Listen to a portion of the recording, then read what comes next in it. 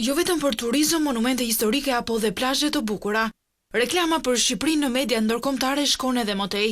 Johona e investimeve sidomos në sektorin e pasurive të paluajtshme është pasqyruar dhe nga revista ndërkombëtare Forbes.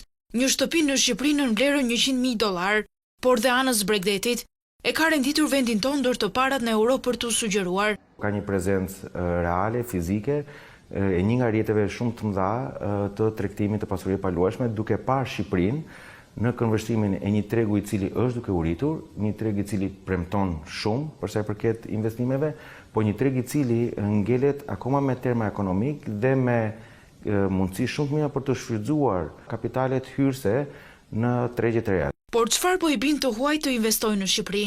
Patjetër pasja e disa samiteve, politik edhe ekonomik në javët e kaluara. Lokacioni i Shqipërisë si një nyje shumë e rëndësishme në disa koridor. Në të njëjtën kohë kemi një proces të përshpejtuar të negociatave të Shqipërisë me shpresën që brenda 2030-s do duhet të jemi në Bashkimin Evropian dhe do të jetë tjetër histori, do të jenë çmime akoma më të larta dhe ndoshta pak më vështirë për të hyrë në Shqipëri. Pra duhet shfrytzuar momenti dhe ky është momenti që për investitorët të mund të hyjnë në Shqipëri. Sugjerimet për investime lokalizohen në Vlorë, si vendi i parë në Europë për të investuar, edhe me prona që variojnë nga $77.000 deri në $99.000.